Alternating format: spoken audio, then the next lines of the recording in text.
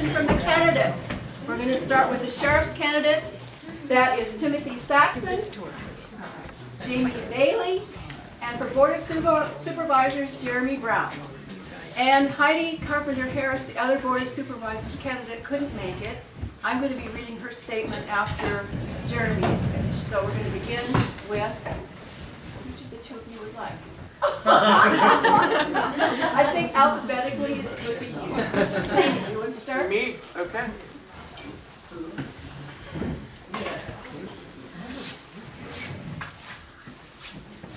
Okay. Good afternoon, everyone. For those of you who don't know me, my name is Jayme Bayley, and I want to be your next sheriff. I would like to thank the Hyampom community for inviting me here, and thank you all for coming out and participating in this important evening of questions and answers. There are some familiar faces out there, but I would like to tell you a little bit about me and my 24-plus year law enforcement career. I'm 45 years old, and I grew up in Hayford. I graduated, and I moved to Reading to attend school at Shasta College and work. I was hired by the Trinity County Sheriff's Department in November of 1998. I worked as a correctional officer for 6 years and a dispatcher. It's a dual position. And also during that time, I took a leave of absence and put myself through a police academy. I applied for and was hired by the Anderson Police Department in 2005. I worked for 2 years in Anderson as a police officer and was also school resource officer there, all while knowing that I wanted to come back to Trinity County. In January 2007, I was given an opportunity to return to Trinity County as a deputy sheriff. I worked in the patrol division until 2011 when I was assigned to Trinity County's first code enforcement officer position. I was a part of the implementation and procedure making process of the position, although it has changed drastically since. In 2010, I completed my associate's degree in general studies with an emphasis in public safety and services. In 2013, I was assigned to the detectives division. I investigated a multitude of types of crimes, but my primary assignment was sex crimes. In 2014, I was promoted to a frontline supervisor position as a corporal. In late 2017, I was reassigned back to the patrol division, and that is my current assignment. I've been assigned to many extra duties over the years, to include the county's communications coordinator point of contact since 2010. That's where I work with the fire departments and the repeaters and the radios. And I'm also a system administrator for our department computer reporting system. Many have asked why I'm running for sheriff. Change. I feel we need change. We need transparency, we need accountability, we need consistency. We need a sheriff who's going to work with the community to try to find the solutions to the current issues as they come up. We need a sheriff who's going to protect and serve Trinity County. It may be a cliche, but it's what I believe in. If elected, I will serve the citizens of Trinity County by working with the Board of Supervisors and other government agencies to be the leader this community deserves. I'm a proud supporter of the Second Amendment. If you are lawful and able to possess a concealed weapons permit, I don't see why I should stand in your way. I will abide by the guidelines, which I am bound by, set forth by the state of California and the United States Constitution. You're also going to hear about my opponent's qualifications and how they are more extensive than mine. Unfortunately, or fortunately, however you see it, when I was being recruited by the local CHP officers in my 20s, I chose to stay in Trinity County and serve the communities that I love. If I had left for CHP, I would probably have many of the same qualifications as my opponent. I believe that my hands-on experience within every division of the department has prepared me to be the leader our department and our county needs. I will always hold myself accountable and my department to the high standard using consistency and accountability. Communication is critical to a successful department. I have worked under 4 administrations and watched the ups and downs throughout the years. It is my job as your next sheriff to make sure that my team is trained and prepared for the job at hand. We need to build back trust. We need to listen to the boots on the ground, hear their concerns and ideas. We need to do the same in the communities. When there is a call for help, we need to show up. My promise to you is that I will work tirelessly to be the best sheriff I can be for all of you and remain focused on the priorities that benefit and protect all of Trinity County. Thank you.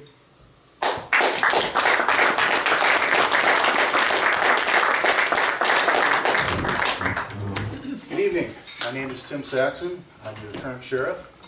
I was elected in November of 2018, and thank you very much for everyone being here tonight. Thank you for the invitation to come out here and enjoy the wonderful potluck. Great cooks that you have in Hyampom. My career started in 1983 when I attended the CHP Academy. After graduation there, I went down to Los Angeles. I performed many different assignments down there as an officer, sergeant, lieutenant, and ultimately captain. I performed those duties at every rank, whether I was in the field or in staff assignments. And those performances of those duties took me throughout Southern California, up to Sacramento where I worked in headquarters, out to the Bay Area in San Jose, Oakland, back to headquarters, and ultimately brought me to wonderful Trinity County in 1998, where I came up here as a lieutenant and I was the commander of the CHP office here for Trinity County. Moved my family up here. My kids went to the schools in Weaverville, Weaverville Elementary School, ultimately graduating from Trinity High School, went off to college. And you know, because of the great community environment here, they chose to come back to Trinity County, and they're still here and employed here. One of them works for Trinity County as a probation officer, the other one works at the courts. So that in and of itself tells you my commitment here to Trinity County was passed on to my children, and they chose to come back here and be a part of Trinity County. Now, after almost 10 years here as the commander of the Trinity River office, I went down to Redding, worked there for about a year, almost 2 years, before promoting to captain. And my last command was the Gilroy area office, where I was the commander of all of San Benito County and the southern part of Santa Clara County. Upon retirement, moved back here to, well, I shouldn't say moved, I stayed here in Trinity County. I was commuting to my job down in Gilroy. About a 6.5 hour drive each way, but it was worth it because I wasn't going to leave Trinity County. My family stayed here. After retirement, I ended up working for the marshal's office here in Trinity County at the courthouse. Did that for about 5 years as a deputy marshal, and for a short period of time I was also the acting marshal. Then I decided to run for sheriff. And I chose to do that because I felt that there was a void in the sheriff's office. The sheriff at the time was an absentee sheriff, as some of you may know. I saw some issues in the sheriff's office that I felt that I could do better. And so I ran for office. And I was elected. And I think we've done a pretty good job in those 3 years. Some of the things we've been able to do is internally take care of some fundamental issues with regard to the jail. That project moved along tremendously. We've completed that jail. It's almost ready to open. It's been completed on time, pretty much except for COVID, which caused some supply chain issues and some issues with the dispatch center. It's been on budget, which is a big thing to pass on right now in today's world. And the training issues that have come along with that, we're getting back up to speed because of COVID issues. So internally, with regard to some of our core training, which is correctional deputy training, that's coming back online now. We're getting all of our people trained there. And we're sending new people to the academy every time we get for deputy positions. We've started interfacing much better with our educational system. We have the Trinity County Office of Education. We have a collaborative that we're working with many other educational components there, including the probation department, behavioral health, the hospitals, and CHP, where we're working every month to work on new programs to help with our students and make sure that behavioral health issues and mental health issues are addressed in that environment to help reduce the suicides that we've been seeing increase over the last few years. We have a new grant that I was able to attain a couple of years ago, where we got a juvenile deputy crime position, which has not been fully realized to its potential because we had a change of positions a couple of times, but we're getting that back online now. Where we're going in the future now, because of the major fires that we had a couple of years, I've been doing a lot of work with our communities with regard to fire safety. I've been meeting with the Fire Safe Council. In fact, last night, I attended a meeting up in Trinity Center with our Forest Service partners up there, and we're talking about what we can do to continue to help improve each of our communities to make them more impervious to fires as our seasons are getting progressively worse. We've also been meeting with congressmen out of Washington and Chief Randy Moore, who's in charge of U.S. Forest Service now as far as fire prevention goes. There's grant money coming available to California that I've been working with those individuals to see that we get more and more money here to help work on protecting our communities to make them safer. Last year, especially because we had 3 different fires going on here in Trinity County at the same time, our resources were stretched to the limit. And I think many of you know that we had to call in resources from outside the county to come and help with that. You saw many law enforcement representatives from outside the area that were here to help out. Our volunteer fire departments were pressed into service like they never have before, and they performed admirably. I was down here in Hyampom for meetings a couple of times, and I can't tell you the amount of support from the communities was just amazing. There were problems here in Hyampom, especially with the road being closed on numerous occasions because of work that the Forest Service did that probably was questionable. At those times, though, before they did some things, I really worked hard to make sure that the cooperators knew that you had to have roads in and out of this area because your safety was number one.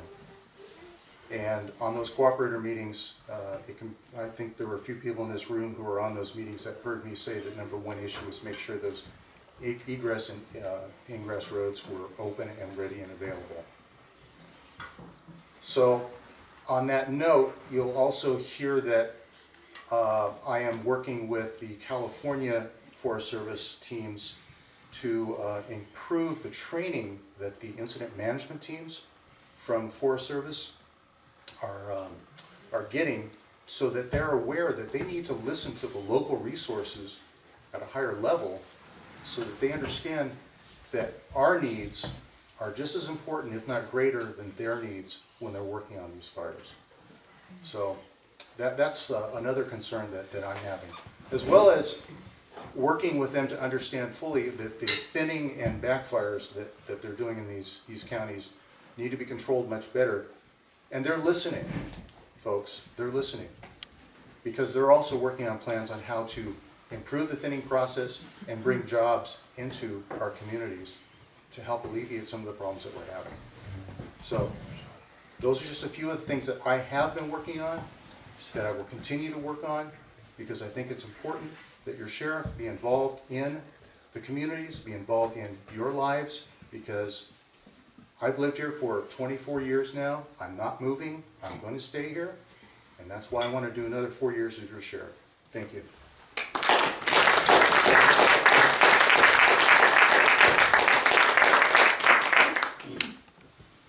Is this my turn? Is there any official timer, or is it just Well, never? no, there's no official timing. I'm gonna sit down here. So as you know, or as many you may not know, redistricting occurred this last year, which is why Hyampom is now part of District 4, which is the district I'm the current county supervisor in. If you don't know me, my name is Jayme Brown, and so I think I'll just tell you a little bit about myself.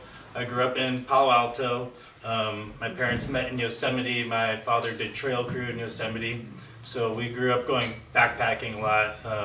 Into Yosemite and Mendocino on the coast, and I ended up going up to Humboldt State University in 2001.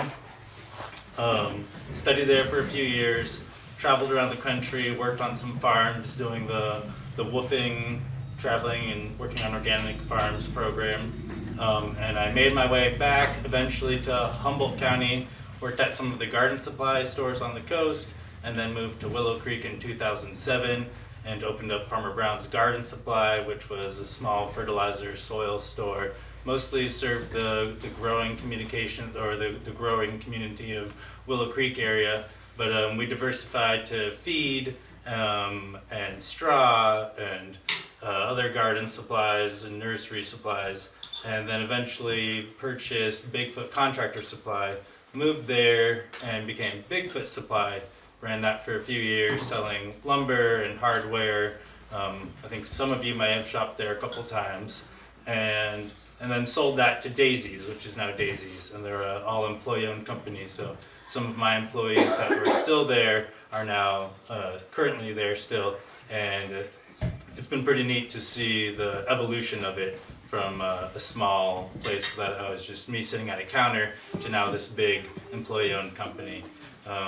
And so after I sold that, I ran for county supervisor, not really knowing what the position was, but under a recommendation from a friend who said, I think you'd be good at this position. I was pretty clueless, I'll say, what it was. I thought it was going to a couple meetings a month, and so there's been a big learning curve for me, and a lot of it has been understanding the relationship between my position, county staff, all the other agencies across the county, such as Forest Service, BLM, with the Trinity River Restoration Program and the Trinity River in District 4, learning about how all those entities and the Bureau of Reclamation, how they all intertwine, tribal affairs, all of that. So there's so much history with that. There's definitely a lot to learn. I was originally on the Trinity Management Council, but I gave my position to Liam Gogan, the other supervisor, because he's a guide, a fisherman guide, and I thought it was more appropriate for someone to have that river knowledge. I don't feel like I had that knowledge to represent that position, so I feel that it's been a beneficial change. I sit on the RCRC committee, which is a statewide representative of rural counties for California, and they're one of the larger advocacy groups for rural issues. Anything from water, drought, solid waste, a whole range of things. They're kind of the biggest lobbying effort that all the rural counties pay into, and we get kind of a broader coverage working as a whole. I believe there's 38 member counties in RCRC. So they do advocacy in Sacramento as well as in DC. They're kind of similar to CSAC, which is the California Association of Counties, but it's more geared towards rural issues. And so it's been great for me to get out of Trinity County and learn how other counties are dealing with all the similar issues that we hear about here, or that at least as a supervisor I hear about. It gives me a more broad understanding of how to approach things. There's a lot more resources sometimes outside of Trinity County than we'll be aware of. So it's been really neat to get out and meet a lot of people. When I was first going to a lot of workshops, I did a CSAC Leadership Institute, which is I think 8 or 10 courses you go to with a range of communications or a whole range of things that are supposed to increase your leadership capacity. And when I was going to them, you do like an introductory thing at the beginning, and they say, "Where are you from?" I say, "Trinity County." And people kind of looked around the room because they actually didn't know where Trinity County was in California. And it was kind of funny at first, and then I was like, wait, if these people don't know where Trinity County is, like what about the agencies? What about the people that write the grants and like all the other things? How is this whole network being affected when people don't even know Trinity County exists? And so I try to get out there and make sure they know Trinity County exists. I think I've been to Washington, D.C. twice now, once for the Wilderness Bill congressional hearing, and once for the Christmas tree from Trinity, for the U.S. Capitol went up from Trinity County, sorry. And so I took my family out there in November, and they had the whole ceremony, and they have these, a little bit more intimate get-togethers with, Randy Moore from Forest Service, or Jennifer Eberlein, our regional deputy, or our regional director for Forest Service, and all of kind of the higher ups, and it's a great opportunity for me to just go and talk with them, because I'm technically an outsider of Trinity County, so coming in, there's just a lot of history, and I hear a lot of things, And so it's nice to kind of clear the air on certain issues or say, I don't even care what's happened in the past. I want to work on today and tomorrow and resolve some of any contentions that there are, especially with Forest Service. There seem to be certain contentions.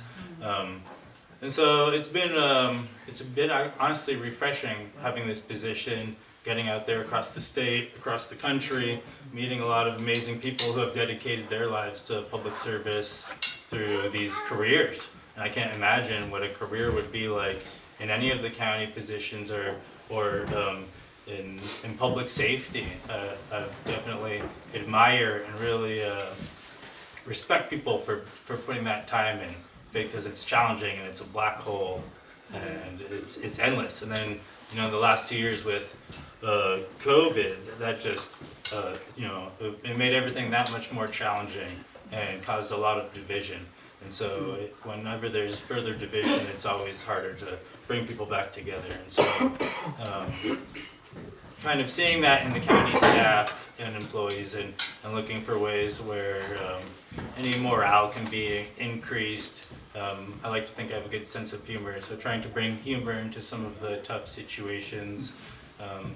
And really reaching out to Senator McGuire and Congressman Huffman, Assemblymember Jim Woods, making sure that they're aware of the issues, because they have those positions for reasons, and if we don't reach out to them, we're not utilizing all of the tools we have.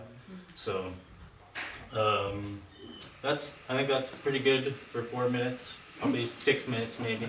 I'm happy to answer any questions afterwards.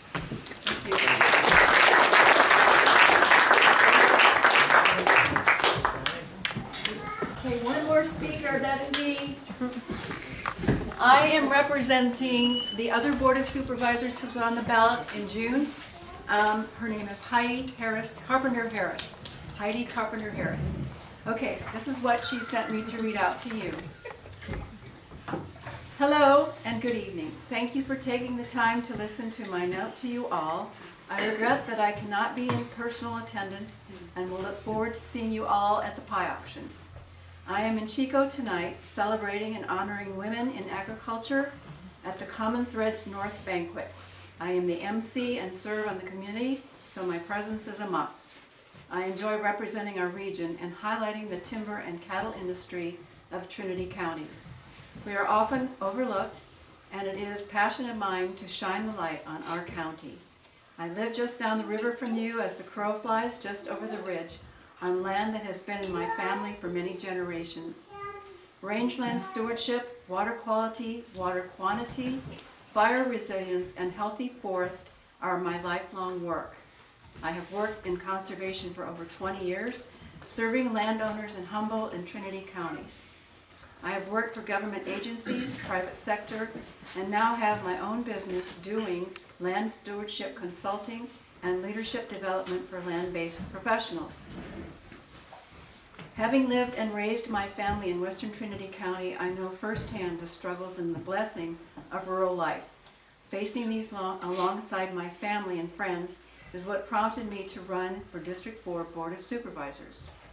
I have been asked over the years to take on this service, and this time I said yes. As I begin to research and attend meetings on many of the issues facing our county and our district, I find I have more and more questions. Where is the general plan? Why are the transfer sites for the dump in such disarray? Where are services limited to the centralized county seat? Why are services limited to the centralized county seat? And how do we solve this problem? Why do we struggle with adequate law enforcement? How can we fill the overwhelming number of vacant county positions? How do we work to solve the housing crisis and homeowners' insurance cost? Why do we not at least have a tip of the hat or a chance to speak into what road construction is doing to our lives and businesses? I am a planner and problem solver by nature. Who can live here and not be a fighter? Just getting off the mountain some days is a demonstration of resilience and grit. Although we are Trinity County strong, we all need help every now and then. We all want our children to have access to a consistent and quality education, to be safe in our homes and on our lands, and be heard when we have legitimate concern. We are very capable people and can handle most things on our own, But when we need the services our government is established to provide, they should be there. My education of a BS in Rangelands Resource Science and MA in Organizational Leadership, my fellowship in the California Agricultural Leadership Program, along with my service on local, regional, and state boards, combined with a lifetime of experience in Trinity County, gives me a solid foundation to represent the people of District 4 and the whole of Trinity County. I promise to be a strong and consistent voice, respecting legacy and tradition, promoting a sustainable future, advocating for families and communities, advancing watershed stewardship, planning for fire resiliency, expecting accountable county services, and most of all, respecting the people for who they are and the values of each community. Thank you. Signed, Heidi Carpenter-Harris.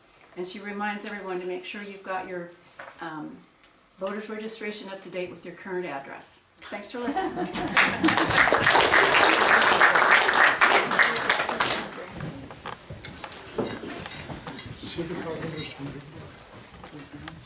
So, questions from the audience to the people on stage?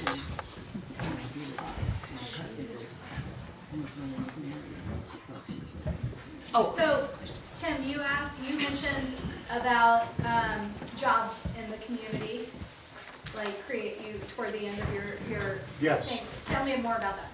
Well, what I'm hoping to be able to do is through conversations with the Congress members and through Randy Moore. Chief Moore mentioned the fact that part of his plan is, I believe there's $3 billion coming from Congress across the nation geared towards making communities more fire safe. Part of that is thinning and prescribed burns in parts of the forest. And what that involves is going into the forest and taking out trees in a managed manner, and then by doing that is providing jobs into those communities, and then being able to sell that lumber to obviously create jobs and to create revenue. Now, So it would be people within this area that's that my would be hope. available to those jobs. That would be my hope, and again, these are processes that are just starting. We are just starting these discussions, as well as in California. I'm also part of the California State Sheriff's Association Ad Hoc Committee on Wildfire, and that's comprised of 5 sheriffs in the North State that were most impacted over the last 2 years by the wildland fires that have been up here, and we're having the same discussions with state senators and assembly members. And so those are the things that we're talking about, how to pretty much work both ends of this, not only making our communities safer, preventing these types of wildland catastrophes through these fires in the future, but also how do we turn this around and provide jobs for our communities, especially in Trinity County, where it's a rural environment that we are obviously a depressed area, and we've got to do something to generate income and, provide a better environment for our children.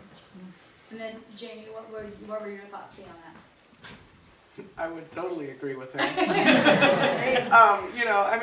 I grew up in Trinity County, so I've seen the fires over the years. The last 2 years have been pretty devastating. I would definitely be on board with working with other sheriffs as far as committees, protection of our communities, our lifestyle, our forest. It was sad driving out here today, looking at all the downed trees and the road condition. It's already not the greatest road ever, but with all the fire trucks driving on it last year, and it's really been beat down. And I was wondering, normally you see pretty shortly after a fire, you see at least the road improvement, and that hasn't happened yet. Hopefully that happens this summer, I guess. But I would definitely be, making those questions as to why it happens in other areas. I heard a little giggle back there. It happens in other areas, so why not here too? And I would definitely be calling out the road condition, the guard railings, those all need to be fixed. Why is there, we got the road on 299, man, that thing is been fixed over and over and over again, but this road hasn't been fixed in a long time. So I would definitely be on board for new jobs. I would definitely push for locals to be hired onto those crews whenever those crews, got here. That would definitely be a priority for me, is local jobs. So yeah, thank you. Anyone can Can I go. go? I don't. Tim, Yeah, go ahead. you mentioned you're working on a grant and in doing that, in funding maybe some forest wildland cleanup. What does that entail and how soon would you be able to get funds? And what does it look like for us now to get done with what we need to do to prepare for the fire season that is coming? The sheriff's office is not directly involved in obtaining those grants. What I'm doing is I'm talking with Forest Service as they're preparing those grants, as well as through the county itself, through the Board of Supervisors, working with Fire Safe Council, and through other entities. I'm providing letters of support on every opportunity that comes up. So my office is not directly involved in those types of grants, but I am working with the California State Sheriff's Association as well in supporting every opportunity that comes up, especially through Senator McGuire's office and Assemblymember Wood's office. Jeremy, what do you see being available to us to get help for people that can't clear their own lands to help do things in that manner to prepare for wildland fires? I mean, from what I've seen, the Watershed Center has been one of the best resources for getting some of those projects done. They're actually doing the whole a whole section of the South Fork Road, which was one of the big concerns during the Knob fire with Willow Creek, and if it was going to pass over, and then the Monument fire was kind of pinching it from the other side. And so I think they have over 50 employees now at the Watershed Center. And when I'm in Sacramento or wherever and talking about bigger resources and how other entities and other counties are working, they get a lot of praise about, their reputation is strong across the state. And I think their ability to scale up has been somewhat proven, which is one of the big challenging aspects with grants and panning out with grant money and building a business on grant money, is, okay, well, as this grows, can we keep up with this growth? Can we keep up with the paperwork that's associated with it and all of the tracking? And I'd say they've proven themselves along with the RCD.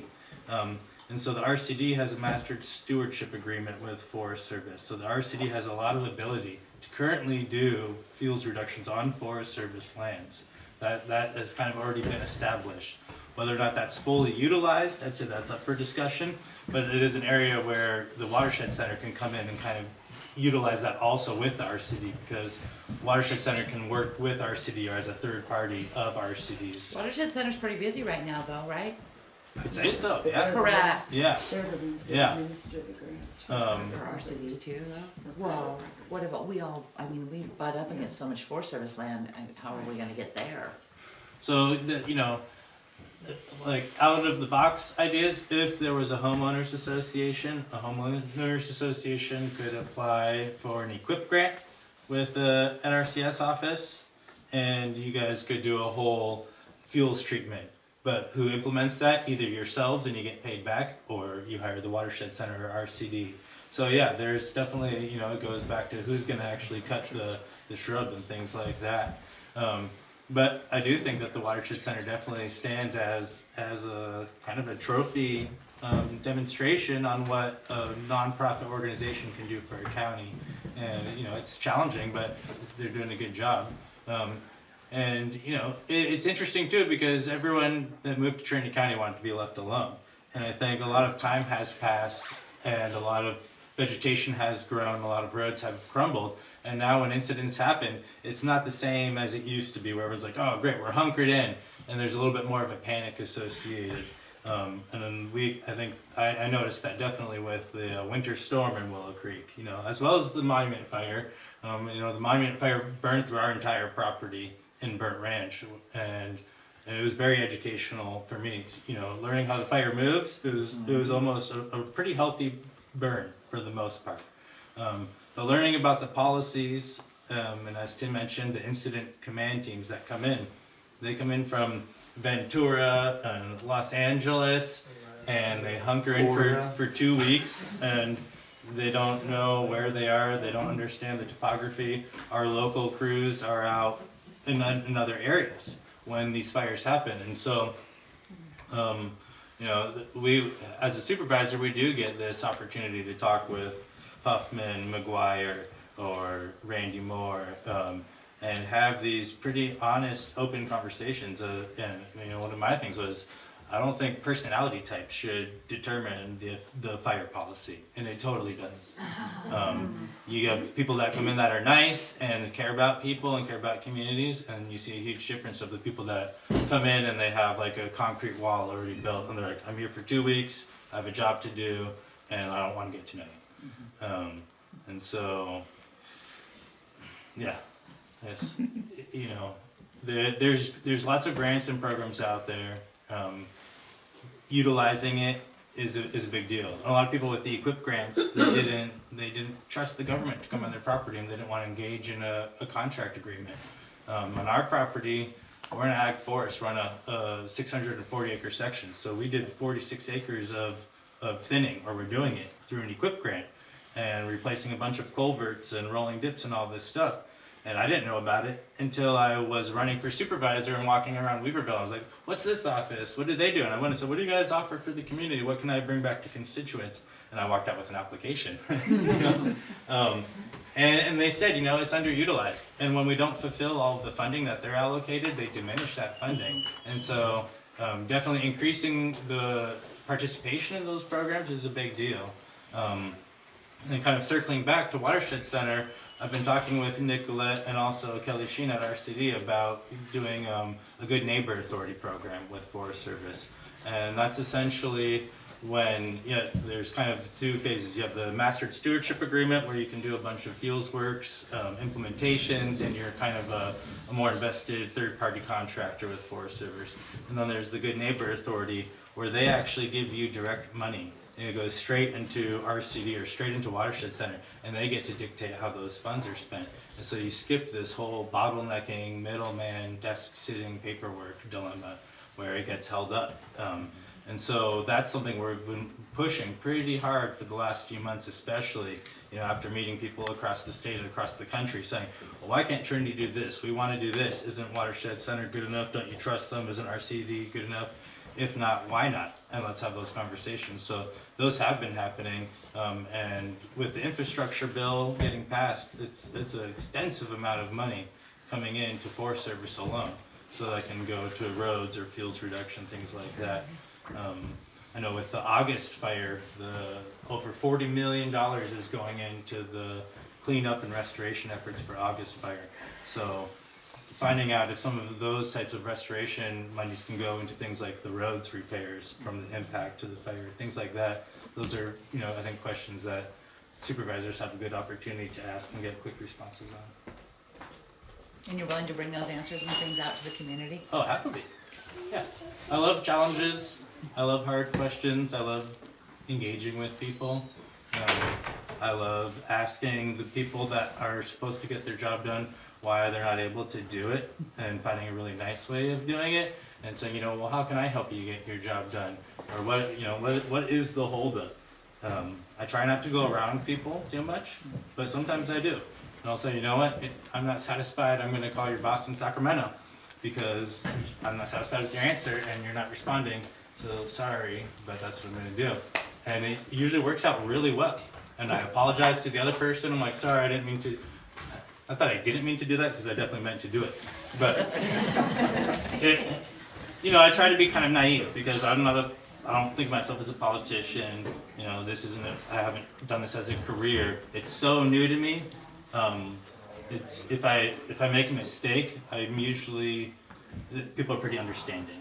And you own it, it's yours. Yeah, and I try to stay in my own lane, or I'll joke about it. I think I've joked with Tim about it. I was like, wait, am I getting out of my lane here? And Tim's like, oh, you know, maybe. I do it nicely. Yeah. So I just try to be upfront and honest. I have nothing to lose and I have nothing to hide. So it's kind of a win-win situation for me, as far as I'm willing to put my neck out there, embarrass myself, or hurt someone's feelings if I'm able to get a better answer for the community or a better response. I have a question for the sheriff candidates. Is, we have deputies that come in and train and do all the training. I don't know how much we pay for it or stuff. Is there a way to keep them on longer than the short time because they don't get the money? And how can we get more monies to pay them? What is the solution to getting them paid so they don't leave to go to Reading? I answered first last time, go ahead.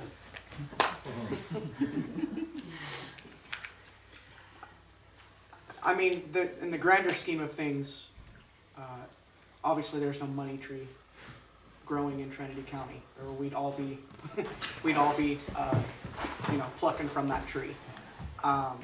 What I think right now is we need to be banging on the doors of the CAO's office and the Board of Supervisors office and anyone else that'll listen to us in regards to paying our deputies more money. I get, no one likes to hear that part, but when you can drive from the Weaverville area, which is where the majority of our deputies live, 40 minutes to Reading and make anywhere from $8 to $10 more an hour to start, and then now they're giving out the $15,000 bonus, or RPD's giving a $40,000 bonus. I mean, that's hard to compete with, you know. Right now, we have somewhere between 5 and 7 people that have either already left in the last handful of weeks or are about to leave, probably by June. That's dollars and cents. I mean, some of those guys live in Reading and have been driving up here. We have a deputy right now who qualifies for WIC as a full-time employee working overtime. Qualifies for WIC. You can make $16 an hour at Burger King, and our correctional staff starts out making $17.94 right now. That's hard to compete with when they can go down to Reading. We have a brand new jail, and we need to staff that jail, and we're going to struggle with staffing that jail. If we don't staff that jail, the county's going to have to pay back $20 million. We definitely don't have that kind of money. So, you know, asking for a 10% or a 15% and for a number of employees, a small number of employees, to get people to stay here and to get people to come here. I mean, no one comes to Trinity County for the money-making scheme, you know, like none of us are here, it's for the money. But our deputies have to sustain their families. They need to not be able to qualify for services like WIC as full-time employees. You know, those are things that we have to discuss on how does the Board of Supervisors you know, deal with that issue. And that issue is right now, we are bleeding out employees. And it's obviously the whole county, but right now, public safety is always number one in everyone's eyes. And we've got to put more deputies on the street, and we're not going to be able to do that currently. With the jail facility, we've got to get that jail open, and we've got to man it with proper staffing. And we don't have that staffing right now. We've got five of those 7 I was talking about are coming from the corrections side that are leaving or have already left. There's 2 that have already left. We've got to stop that bleeding somehow. And realistically, it comes down to dollars and cents. You know, the facility that we're in, the jail facility we're in right now, it's old, it's dilapidated, and that's being really gentle and kind because it's bleeding out. We're spending so much money on maintaining the old building, you know, I mean, that's just, we've got to stop doing that too. We've got to get the new facility open, but we also have to be able to staff it.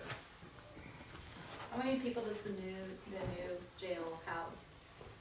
73 to, I've heard different numbers, 73 to maybe up to 80 if they add extra beds. There's 72 beds. Say that again. The new facility has 72 beds. The current facility has 53 beds.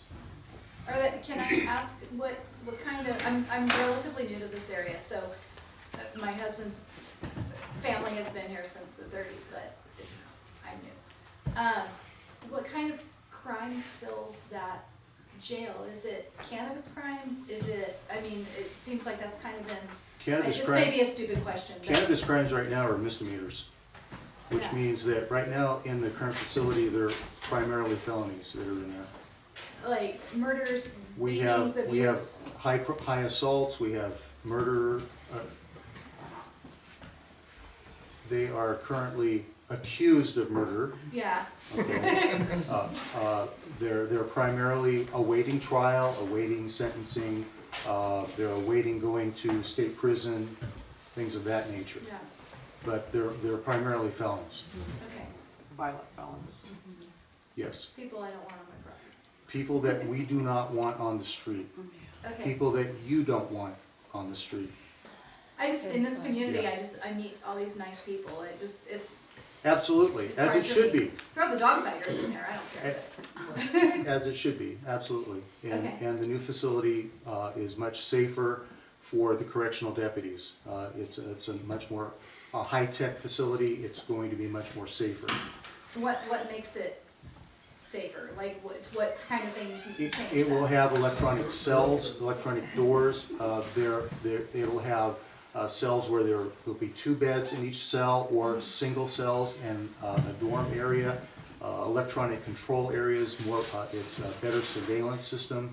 There's an electronic, what we call RFID, where the correctional deputies will have something similar to a cell phone. When they make the checks, they go around and they hit each one of the cells, and it'll have a little key radio frequency identifier there that will be keyed into central control, which will tell which inmates are in there, what their IDs are.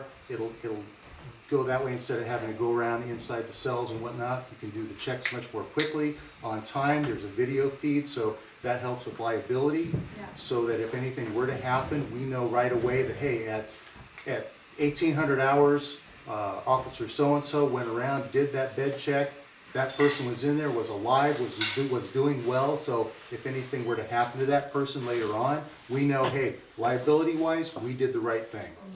So, in and of itself, that saves the county money right I was there gonna should say, so something that kind happen. of pays for, that kind of transfers over to better wages. Okay. That will help, absolutely. I'm sorry, if you were done, I can go ahead and answer the question, or did you? Go ahead. Okay, I'm sorry. No, it's all right. That's all right. Okay, yes, what was mentioned here is retention and recruitment. Over the last couple of years, as you all well know, law enforcement has taken a hit. Nobody wants to be a cop right now. Recruitment is in the toilet. And it's not just here in Trinity County, it's all over the country. People are begging to get people to apply for law enforcement jobs. Every month, or every week rather, I get on a conference call with all the North State sheriffs. Every department except for one in the North State is having problems getting personnel. And that's MODOC. MODOC Sheriff is fully staffed with their 13 deputies and 10 correctional deputies. Fully staffed. Every other department in Northern California is screaming for people. And they're even the ones that are offering the $15,000 and $20,000, $30,000 signing bonuses. Monday, it was kind of a joke because Nevada County Sheriff was talking to the Sutter County Sheriff and said, hey, I'm sorry, I just stole 2 of your deputies. It was kind of a joke. So, I mean, this is what's happening. It's gotten that bad where sheriffs are going to other departments and saying, hey, I'll take your 2, I'll take your 3. And then that one's going to the neighboring sheriff and going, hey, I'm going to take 2 of yours. This is how bad it's getting. What's hurting us most is because we're right in the middle. We're right in the middle of all these other agencies that have the money to be able to do that. But even though they have the money, Humboldt County is 26% down in patrol because they can't get deputies. I've got 3 deputies in Siskiyou Academy right now. I'm hoping that when they graduate, all 3 of them are still going to come here in June. And then there's a 3-month FTO program before they can even get out on their own. So all 3 of them may not even pass that. We're talking about the correctional facility that's scheduled to open, and right now it looks like June we'll have that open because we've had some issues with that with regard to COVID, supply chain issues.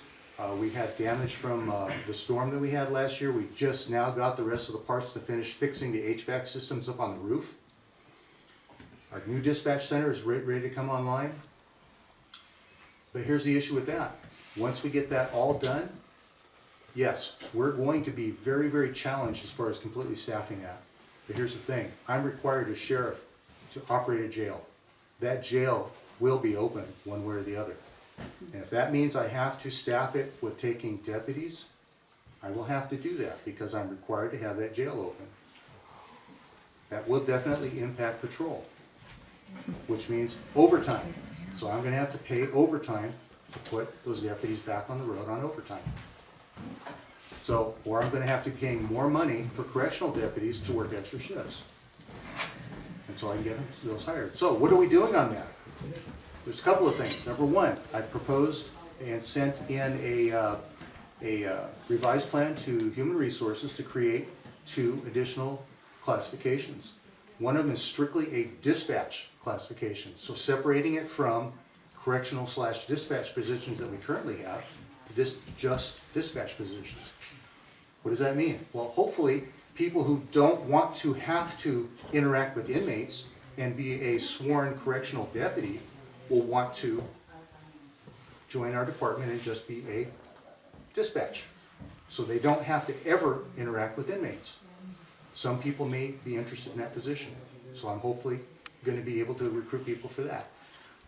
In the new facility, we're going to have a strictly control room. So it's an enclosed room. All they're going to be able to do is watch cameras, watch surveillance, operate the doors, operate the gates, have no contact with inmates. Non-sworn positions, so they will not have to go to the academy or anything. I'm hoping to be able to get that position passed, and then we can hire people that don't have to go to the academy. Might be interested in doing that. We're recruiting from the high schools right now. As soon as they graduate, in fact, we've got one going through backgrounds. As soon as he graduates Trinity High School, he's going to come on as a correctional deputy. We did this last year. We got a guy straight out of high school. He is working out beautifully. He loves it. So, and it's kind of our farm team too, because as they work in the correctional division for a while and they want to become a deputy, we know who they are. We know what their work ethic is. We've got one of them that are at Siskiyou Academy right now that's been working with us in the jail for a couple of years. He's in the academy. He's doing great. So we're doing that as well as putting together a proposal to present to the Board of Supervisors on reclassifying positions, so that on that reclassification, we can provide a better worth for our employees to show different steps in their pay scale to bump those up a little bit. A lot of people talk about signing bonuses, and I'm going to be straight up and honest with you. I'm not a fan of signing bonuses, only because all that does is rewards people to come here for the wrong reason. I would rather reward the people that have stayed here with some type of incentive, some type of longevity pay or something like that, rather than reward somebody from outside to come here just for a paycheck. So that's what I'm working towards, is doing something like that. But regardless, we have to do something to recruit, to do something to raise the standard of living here. One thing that was mentioned is housing. We have to do something because people that are interested in coming here have a difficult time finding affordable housing. So I have been working with the county through the current CAO, who unfortunately is leaving, but we have come up with several ideas on how to do that, because it's not just the sheriff's office is having problems with this, with recruitment, bringing people in. It's our schools, our educational system that's having problems attracting educators coming here because they can't find a place to live. The hospital, the same thing. They have a problem recruiting and bringing people into the county because there's no place for them to live. So we've been working on this as a project to try and figure out what can we do to help the county find affordable housing, even if it's temporary transitional housing, just so somebody can come up here, start working, and then get them into some type of housing. So these are some of the things that I've been working on. So does that answer your question? Very good. Okay. Another question is, what about methamphetamine? Do you think there's a methamphetamine problem in Trinity County? Absolutely. There's a fentanyl problem, there's a methamphetamine problem, there's a heroin problem. What causes it and what's the solution? Social disease right now. It's a problem with society right now. People are feeling hopeless. People are feeling helpless. I think it's a problem that we have, and we have to address that from many angles, and law enforcement can't do it alone. It's a behavioral health issue that our hospitals have to be involved with, behavioral health has to be involved with, our schools have to be involved with, and our homes and our parents have to be involved with. It's not just law enforcement. It's a total package. And I think that's one thing that the Trinity School Collaborative that I belong to, that's something we've already been talking about, something we've already been working on and addressing through probation department, through behavioral health, mental health, and through the hospitals. We've already been talking about that. So we're working on a plan. It just, it takes time. But a lot of it has to do with the FOCUS program too. Focusing on children under stress. That's where all public safety, including the fire departments and ambulance companies, when they see a child that is having an emotional issue, they put it into the system, and then that system goes to the school so that educators can follow this student to see if there's any other trends going on, to get that student some additional help. But there's all types of things that we can watch at a young age to try and help somebody that may be going down that path to hard drug usage. The other thing we do is all of our deputies carry Narcan with them. They've been trained with Narcan now, so they respond to situations involving any type of potential drug overdose, are trained to administer that as first responders. So that's just some of the things. Yeah, so meth, fentanyl, I'm actually working in patrol right now, and me and my partner are taking meth and fentanyl off the street on a pretty regular basis, if not daily, weekly at least. Is it the user or the distributor? Well, for the most part, it's the user. We did get one of the distributors off just a week or two ago. We made an arrest, and it was a distributor. The hard part is we're short-staffed. We have one narcotics officer for the whole county,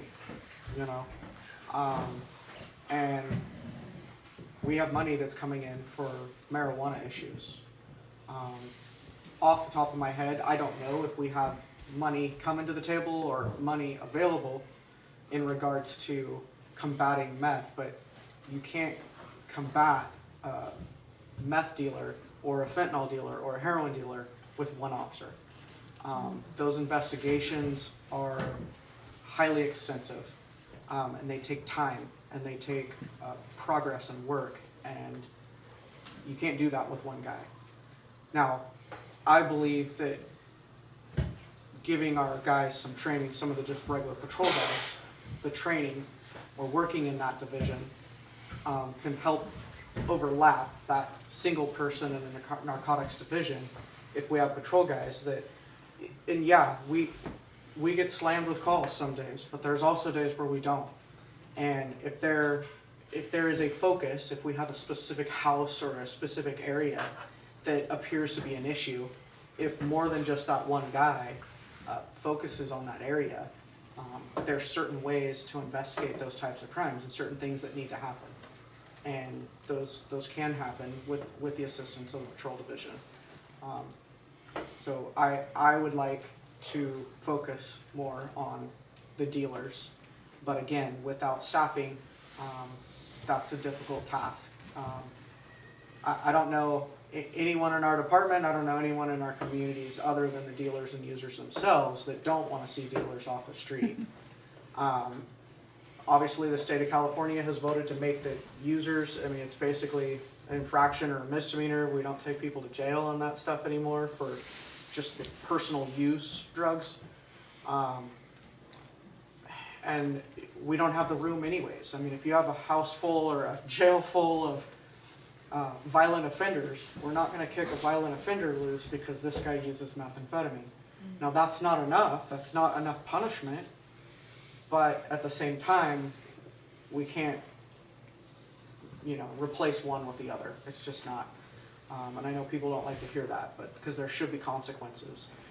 But that's where we're at, is, we need to pay the staff more so we can get people here, even if they are coming in at a young age. Those are the great ones in the long run, because if our training programs are up to par and we're doing the best we can do and putting around, because when you're bringing them right out of high school, you can't just expect they know anything about law enforcement.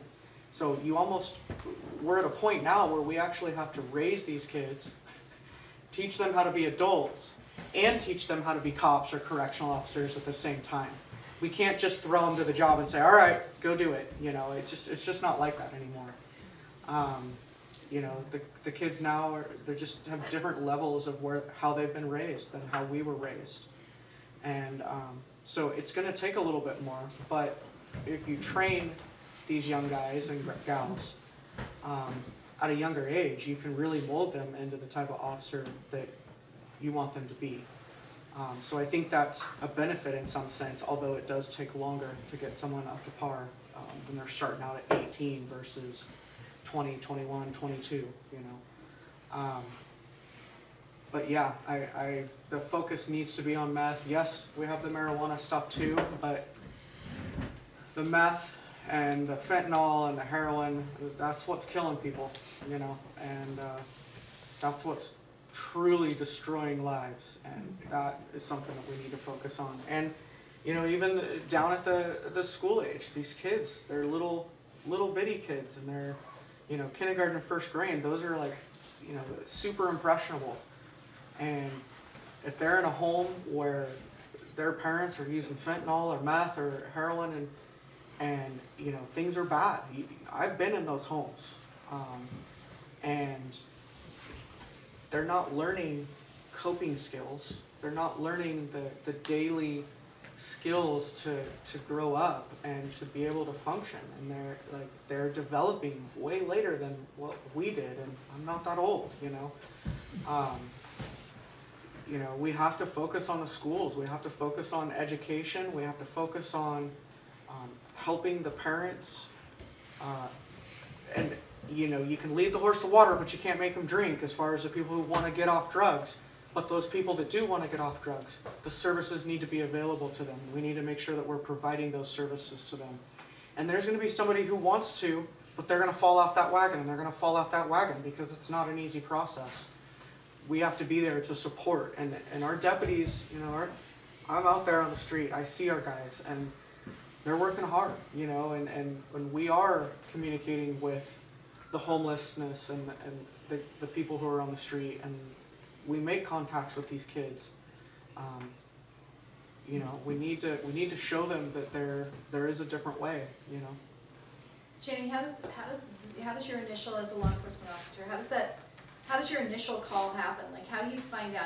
Are these people that you generally pull over on the side of the road? Or are you getting an abuse call? How are they introduced to you? Yeah, in regards to the drugs issue? Yeah, like a meth user or a fentanyl user. How are you introduced to them? Yeah, I mean, it's a combination of maybe a traffic stop or something like that, or maybe if it's a homeless person, it might be, they're basically trespassing. There's, all the businesses are public, but they're public businesses for the purpose of those businesses, So when you have people out there sitting on the sidewalk, panhandling, stuff like that. So we'll get those types of calls. We also get a lot of theft calls.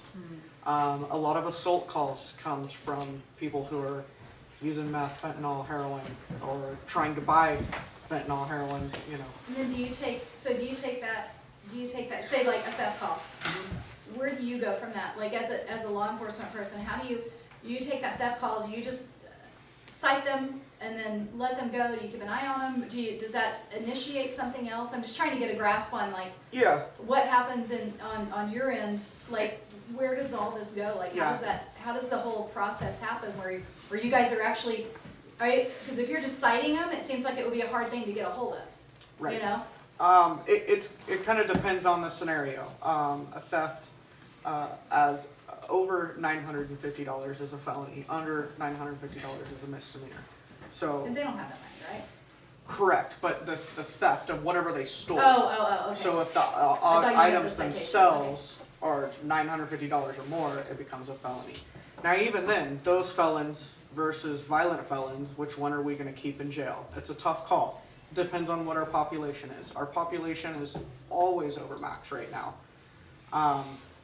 You know, but at the same time, it just depends on the circumstances. Was it a part of a burglary? Was it a part of, was there an assault involved? Was there, you know, other circumstances that could lead to that person being brought to jail? Like, how do you know if there's a kid at home?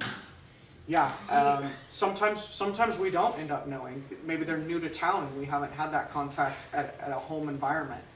I mean, it's gotta be a huge challenge for you. Yeah, as far as, and then sometimes those contacts, you know, maybe the first time was a traffic stop, but then the next time it's their home and it's completely different, but circumstance. But the traffic stop, you remember, oh yeah, I got drugs off of this guy a couple weeks ago. Now you're at the home for maybe just a verbal altercation that the neighbors thought was going physical. So you go there and you make contact, but now in the back of your mind, you're like, oh yeah, I just took meth off of these guys. And so you're just aware of your surroundings. I mean, you can't just go in someone's home and start searching at that point. But when you walk in the house and you start talking to them and you look over and there's a little plastic baggie with a white crystal-like type residue in it, you know, Yeah.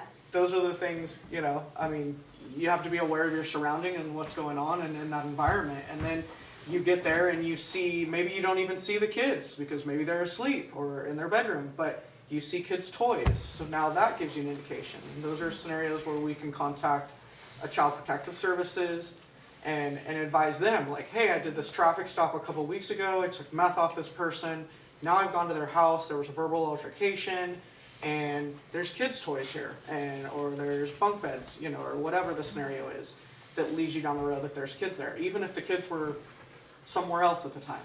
Okay. And so those are ways that we can, you know, bring in other services available, you know. Okay, thanks. Does the county get paid by the state or some agency per individual that's incarcerated? They get a certain, does the county get monies for that? Or, I mean, like if you had, like you say, the jail's completely full, and so are you getting monies to help maintain the cost of housing them and feeding them and all that? Or does that come out of county budget, or is it state budget? How's that work? And then with that, how, if other people are transferred into ours, will the jail in Trinity County fill up right away? And will you get felons and people from other counties to come in and occupy those beds so that you're getting monetary gain from that, or? Want me to answer that? Okay. I'll answer that one. Okay. Okay. No, we don't get any state funding for our county inmates for housing our own county inmates. Okay. We do get money from the state through like AB 109 realignment funds. That's when AB 109 went into effect, and then we started housing those inmates that normally would have been convicted and then transferred to state prison, but they're sentenced to local prison time, we called it. Okay, so we get a set number of funds from the state every year to the county that helps operate our jail. Okay, but it's not based upon the number of inmates. Does that make sense? Yeah. Okay, now, when we had the height of COVID going on, we had state prison sentenced inmates that state prison did not take because state prison shut down intake because of COVID. So when these individuals were sentenced to state prison, they stayed in county jail. So eventually, all the state sheriffs got together and said, hey, state, you're making us hold on to these inmates that you're supposed to have, and we're paying for them.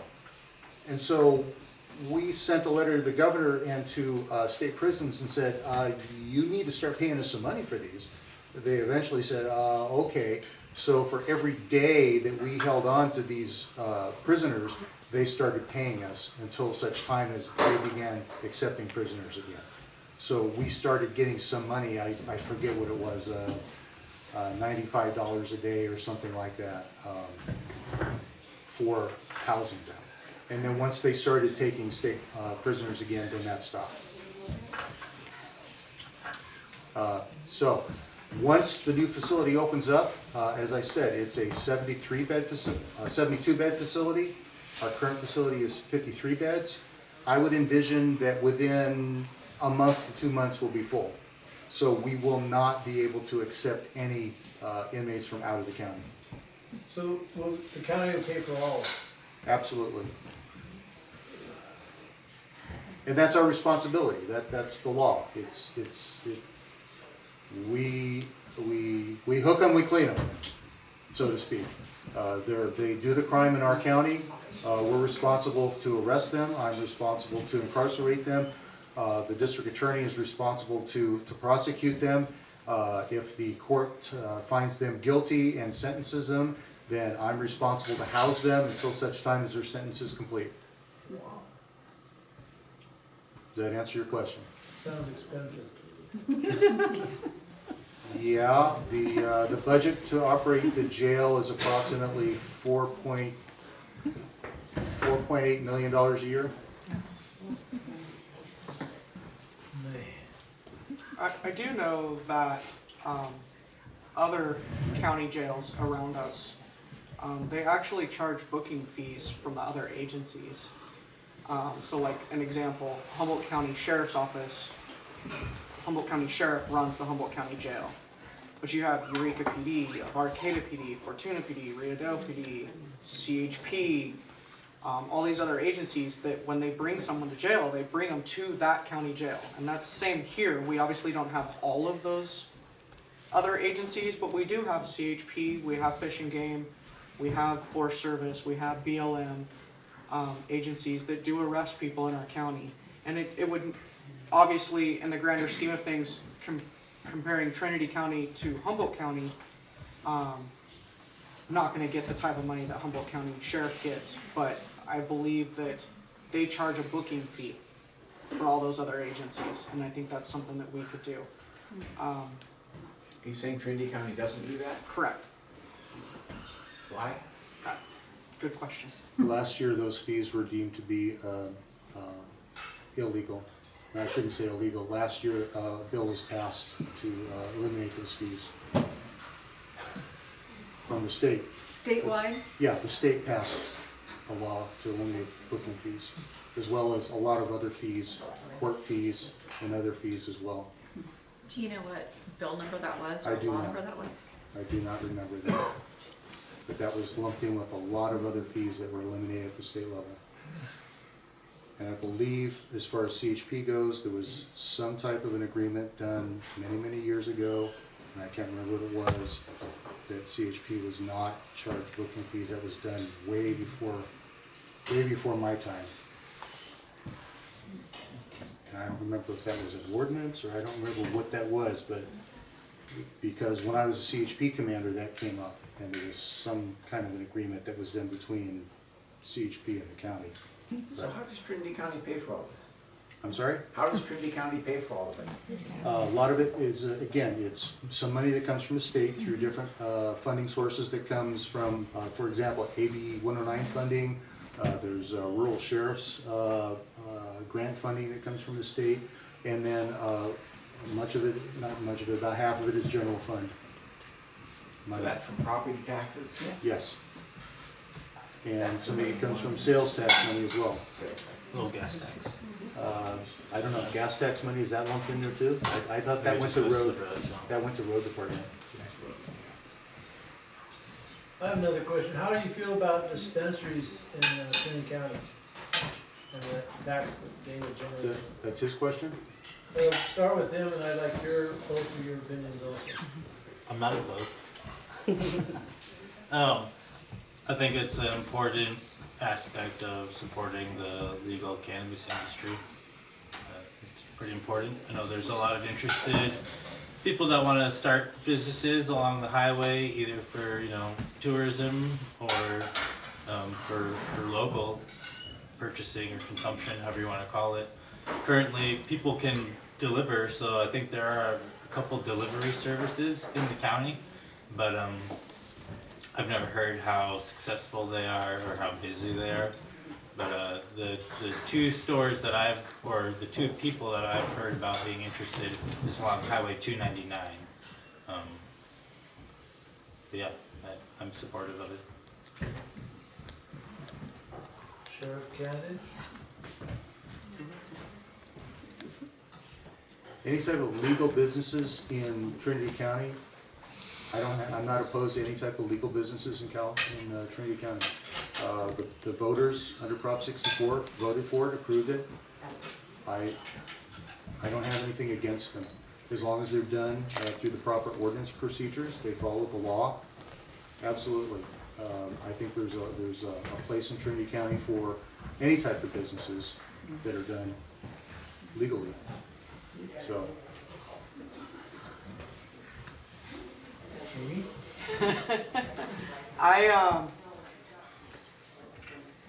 I think where I would be is similar to his answer in that I would want to know, I would want to address or look at locations in regards to, I don't know what the current scenario would be in regards to, like, we have schools, we have parks in our downtowns, children's access. You know, we try to say that the kids don't have access to this stuff, but we know they do. They also have access to their home. So in the grander scheme of things, is a business a huge thing? I'm not super in favor of the idea, but I'm not opposed to it either, in that it just needs to be addressed, and I think the communities need to speak. I'm definitely not going to push for something that the community doesn't want. You know, the local business owners in the town where they're proposing this. You know, I think it would just have to be circumstantial for me to support it. Say the old. If I could just add on to that, as sheriff, I don't make the ordinances, I enforce the ordinances. Right. So as the people have input through the planning department as these ordinances come up, those ordinances would address everything that she brought up. Right. They would address location, they would address where they are, the hours of operation, they would address everything on those issues. So that's the thing, is my job is not to say what's going to be in that ordinance. My job is to say, here's the ordinance, let's enforce it. Okay. But I would hope that I would get, as the sheriff, I would hope that I would get some opinion on that. Obviously not as a part of the process, but to work with the Board of Supervisors or the Planning Commission to just see what those Do you see that as a source of more funding for the general plan or general fund? Or do you see there's a tax? in general funding, Yes, me or- general plan stuff? Me? Any one of you. Yeah, I'm not sure how that would work out as far as sourcing goes. I'll speak to it. I think there's a decent amount of potential with tourism and dispensaries and retail tax. That's kind of that would be the revenue stream of money coming from out of the area and going into the county general fund. Right. Yeah. The only issue I would have with that is to very carefully watch it to make sure that the business is being conducted legally without any type of outside interference from any organization that may choose to try and take advantage of that particular business to perhaps launder money or anything of that nature, because in some other parts of the state there have been allegations that some type of outside organizations have tried to take advantage of those licenses, and I would very much hate to see that happen here in Trinity County. You've seen specific cases where that has happened? Or? Especially in Southern California, those type of cases have been investigated. So I'll add to that, if I may. absolutely. I mean, nothing with your point of view on it. But another thing in Southern California is the number of illegal dispensaries, just blatantly illegal, no license for cannabis, selling legal cannabis products. So you have a whole range out there. It's not just a dispensary and an illegal one. You can't even tell the difference between them sometimes. The Department of Cannabis Control doesn't even necessarily have the capacity to always tell the difference. It's such a, I don't want to say a game out there, but there's so much money in it, and especially in Southern California where retail sales are high. In Trinity County, most people grow their own, you know, but in Southern California they're not, and so it's it's millions of dollars every day in Southern California. So those retail stores, they pop up until they get busted, and then they open up a mile away. The law enforcement doesn't deal with it. They've all said marijuana is our lowest priority. So the local police don't typically do anything, maybe on some bigger scale stuff, but they're kind of blaming it on, Californians wanted to legalize this product, and now it's a bigger problem for local law enforcement to determine which businesses are legal and which ones aren't. So they want the Department of Cannabis Control to deal with it and do their enforcement and have their follow-up. But it's such a big issue, along with other issues, staffing, prioritization. Are they going to go bust illegal business when there's violent crimes happening, But does it bring enough, if a legal one, does it bring enough money into the mix to, taxes and whatnot? Does it bring enough to warrant the extra people to police it? Or are we? I mean, on a statewide issue or a local? It's just locally. Like, for example, is there, let's say there's a dispensary, and I'm just gonna say in Hayfork because it's, it's close. Would the money that it brings in, and Hayfork's a bad example, but would the money that it brings in to the community, would that be enough to staff another couple of law enforcement officers? Well, Not just for that, but. I wouldn't suggest staffing law enforcement for dispensary enforcement. Well, but we were talking about the money thing. The taxes from a retail cannabis would go into the general fund. So the general fund has the discretion of where those funds can be spent. The board can pull from the general fund and put it in any of the funds. So any of the department heads can come to the board and say, we need more money for X, Y, Z. The board can say, all right, we're gonna pull money from the general fund. That's like that's the county piggy bank. The But general could law fund. enforcement beg for that money? Could they put their? They do. their I don't want to use the word beg. Well, that's a bad, I know. I would but say you know what I that mean? that's Could they put their where name- could they put their name in all that? of you come into the play, come into the mix. So we could You say- go to your supervisor and you say, Gotcha. So it's a potential for making money to. it's a potential funding To fund, source. yes, okay. I think five. Pies. Probably more And money. think about what we can put in those pies. I got a slightly different topic, if you guys are up for Cool. a transition here. Tim, you spoke to this a little bit earlier. We out here, I think, I know all of us have had issues with the IC teams on fires and their willingness to work with local folks. And I feel like a lot of times out here in Hyampom, almost always, we're forgotten about.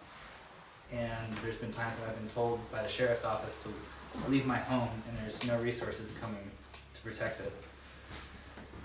And that's quite frankly something that most of us are not willing to do. So I'm curious how we can have more of an influence, how we can have more of a voice to work with these IC teams that are coming in, how we can have more recognition as a community, as a value asset that is worth protecting.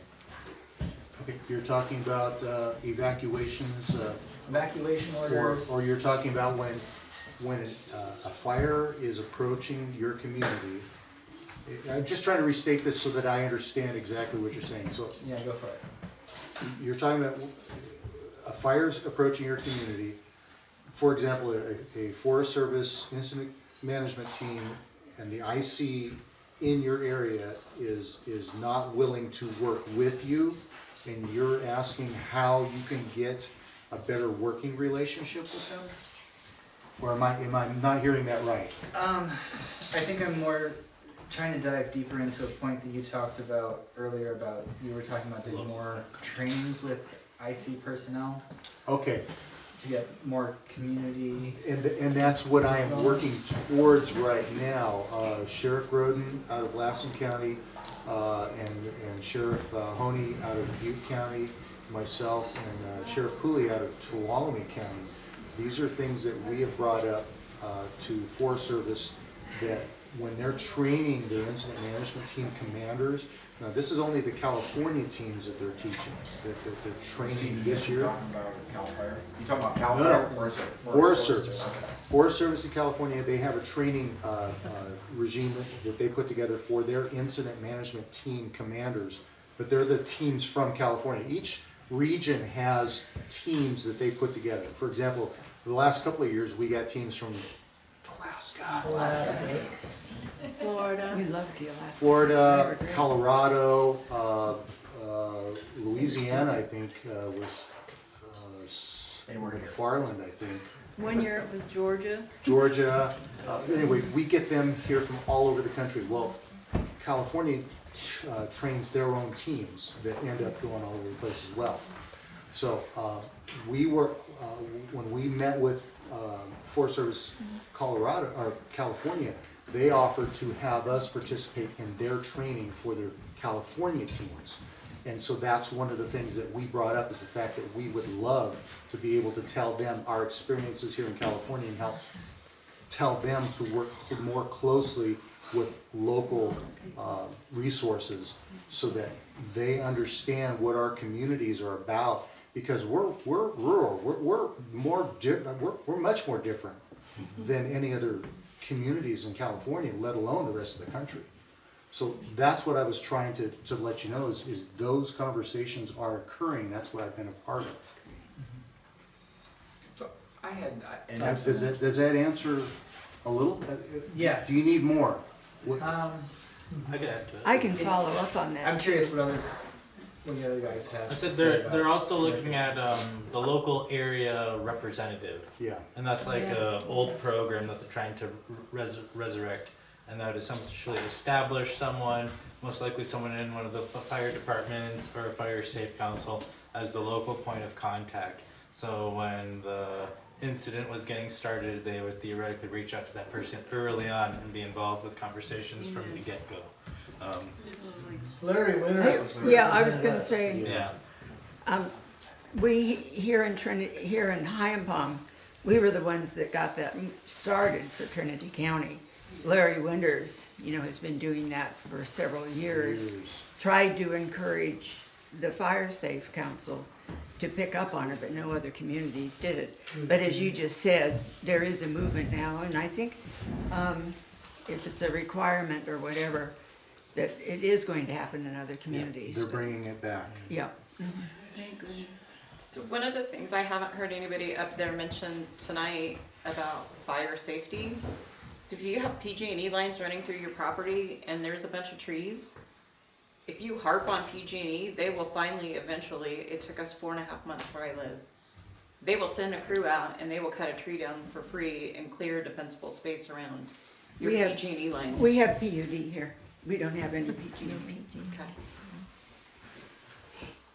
The PG&E also, for PG&E people, not PUD, but they also will completely like fire protect, not just cut it down. My husband does this job, and he's in fire protection for PG&E now. And they go in and he hikes up crazy areas that you wouldn't even think are accessible, and with packs, and they go up and they clear things and then they cut it. So I know that they're doing their job. I don't know about PUD, but I know that PG&E is, you gotta put a bug in their ear, but he does the job. So I know that they're doing it, you're right. So I have a question for the supervisor. Earlier they talked about money and funds, staffing the jail, trying to staff patrol. As somebody for the supervisor for the county, for your district, what are your thoughts and ideas on bringing more revenue into the sheriff's department for public safety? I mean, it's hard to, squeeze water out of a dry towel. And so how do you find more revenue for the county is kind of the bigger question, because all the departments want more money. And correct me if I'm wrong, but I think all the deputies are represented by a union. So negotiations occur between the union and then the representatives, the negotiators for the county. Once they come to an agreement, then that comes back to the board and the board votes on that.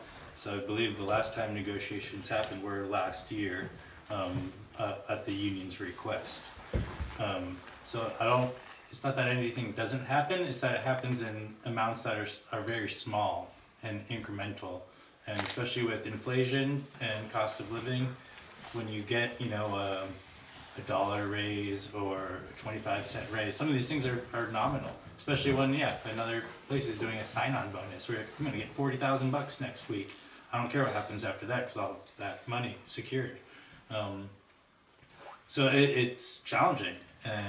The cannabis tax was supposed to bring in revenue.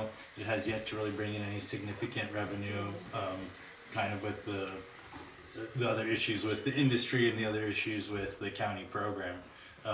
Trinity County traditionally doesn't like taxes. It's a very anti-tax county. So when all the taxes, or when the majority of the revenue for the county, for the general fund, comes from taxes, it's challenging to increase that in any capacity.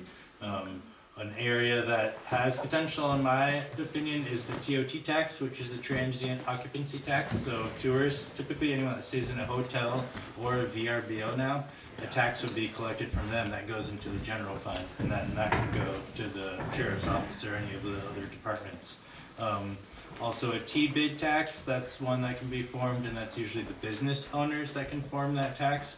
Two of those taxes, our TOT tax is 5%. It's the lowest in the whole state of California. If you go to Hawaii, it's 24%. You go to San Francisco, it's 15%. So I definitely think we could double our TOT tax to 10%. It doesn't tax the locals, it taxes the visitors. I don't know why there's been resistance from it, or to it, from the hotel and rental owners, but supposedly there has been. But currently the TOT, I think last year or the year before, brought in about $200,000. And so, that could be, I think it could be doubled with essentially one vote. I don't know why it hasn't happened, but the last time it tried to happen, it was fought by the hotel people, and they wanted, I shouldn't say the hotel people, a lot of the people wanted to do a T-bid instead, and the difference is with the T-bid that there is more jurisdiction where those dollars can go to. The business owners that help form that tax can decide how those dollars are spent. With the TOT tax, it goes into the county, then the county puts it back out. So a lot of the money for the Chamber of Commerce, or all the chambers, Weaverville, the county one, those monies come out of the general fund, but it's supposed to be reflective of the TOT money coming in. And it could be doubled. What percentage of your guys' general fund currently goes to public safety in Trinity? I'd have to look, I don't know off the top of my head, but I want to say of the general fund, which is 10 to 12 million, it's about 50%. If you said, 4.7? So our general... That's for the jail. It's not that high of the disposal, Excuse me? discretionary funds. I'm going to ask that you wrap it up. I think we're going to have to end the meeting unless there's a really important question you want to actually corral one of these people on the way out. But we need to get this hall cleaned up for this evening. We got a crew here waiting to put things away. So, is everybody done with questions? I really hate to cut it short, but... I can hang out outside and answer any I questions. will wait outside Yeah. as well. Okay, cool. Thank Great. you.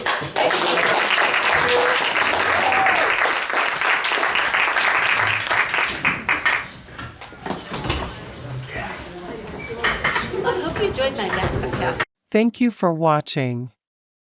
Please remember to hit the subscribe button. And please remember to vote for your next Trinity County Sheriff, Jayme Bayley. Thank you.